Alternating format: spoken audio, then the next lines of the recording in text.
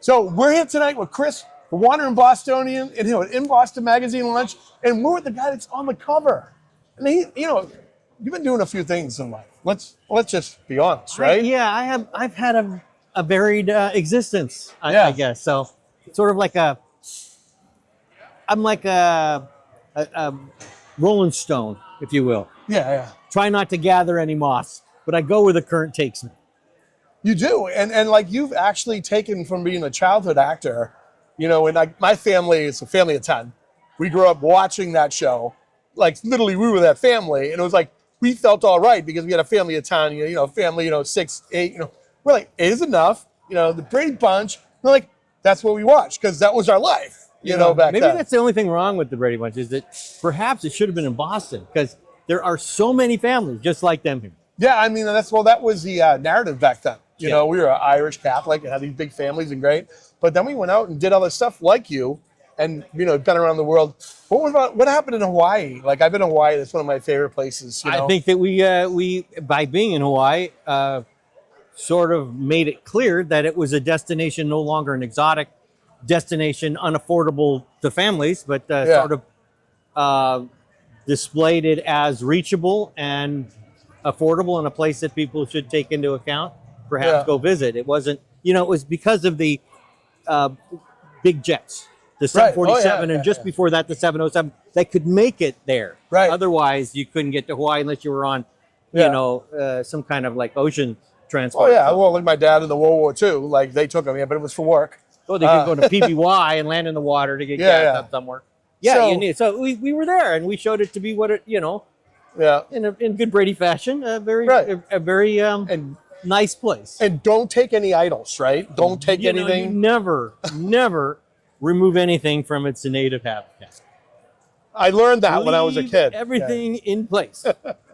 So now let's fast forward. Let's go to where you are. You're on the cover of In Boston Magazine. Yes. And you're working with an organization, Journey Forward? Journey Forward. Dan Cummings, he's one of my heroes. He's, most of my other heroes are perhaps fictional. Or not living in our day and age, but Dan definitely is one because Dan Cummings, who started Journey Forward at 19, jumped into a lake up here somewhere outside of Boston, and broke his neck. Wow! And he was a promising, athlete, and was diagnosed as a C6 dependent quadriplegic. Wow. So dependent, perhaps never going to be able to feed himself again. Oh my God! And well, you'll meet Dan here tonight, and you'll notice hopefully that he'll be walking in with a walker. He'll be here having driven himself.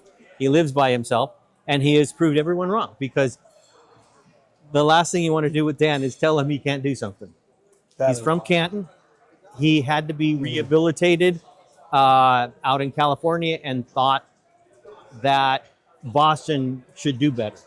That he thought of Boston as the center of the medical industry. I mean, it sort of is. But in this area, they didn't have the kind of facility Dan was looking for, which was one that was a little bit off book in its treatment, that used aggressive exercise to help stimulate synapses and with that try to benefit the nerve reconnecting balance. it. And in some ways it works. And it's not something that the doctors even at the time regarded as something that could work. But Dan is a living proof that it does. And he then opened up a facility 17 years ago in 2008, right here in Canton, for all those in the Northeast who suffered like he did.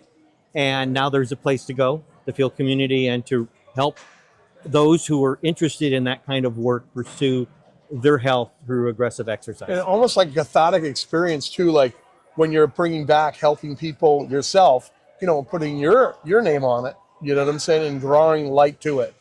And then seeing what's happening there is the second step. So it's like a 1-2, like, hey, look at this. This is amazing. You know what? People ask me, what, did you suffer a spinal cord injury? No, we were all just a literal misstep away from, absolutely. That kind of immediate new reality. Right. That disconnects you from more than your feelings. I mean, it disconnects you from everything. And it's tragic. And to see Dan use it as his calling, as something positive, Well, I think you're talking about the human condition and how like we overcome stuff. That's amazing. I think we can read the rest of the magazine, I think, maybe. Well, I think, yeah. I mean, the magazine is divided into two because we have another. Oh my gosh. Yeah, Love on the Spectrum. Love on the Spectrum in Cali. Yeah. True Love in Cali. And I became affiliated a number of years ago when I have a production company, and my production partner came to me because he was aware of a video that Cali had done. Right. And that was on YouTube, and that was generating a lot of hits. And we were looking for subject matter as one of our first projects. And so we did a documentary ultimately on Cali called True Love the Film. And you might know something about TV and film. Well, something, but we did a movie that's become quite successful. Awesome. And well known in the Williams syndrome community and the community of those also that have such conditions. Right. And the Williams syndrome is a chromosomal deletion. I think it's chromosome 7. Yeah. And there's affectations of those with Williams that make for Williams, those suffering Williams, very somewhat similar to one another. They're very gregarious. And our story on Cali was because here's this girl who nearly died, who today has this affliction. She herself is using it as a platform. Wow. And like a superhero, showing people that how you can function with this disease. Wow. And at the same time bringing attention. Well, you can overcome. That speaks to the human spirit. I love it. Hey, Chris, thank you so much for your time, brother. Brian, my pleasure. I really appreciate it. Thank you for bringing attention. Yeah, and it's kind of surreal. Like, so when the camera's off, I mean, it is. Because, my family growing up that way, you should have been out here. Because it's how the families work. There's 8 or 9 people. Like, I'm good friends with the Wahlbergs, too. 8 or 9 I've been kids, in a privileged position. Like being a Brady, yeah. it's like I am part of everyone's family. Right. I'm invited in like I've been a member of the family. And so, in a strange way, that privilege has allowed me to recognize the values of family. Absolutely. And the value of connectedness. Yeah. And of support and the importance of it. Absolutely. Well, I mean, we could talk all night. My sisters are going to be jealous. I can't talk anymore. Thank you so much. Thank you, Brian. All right.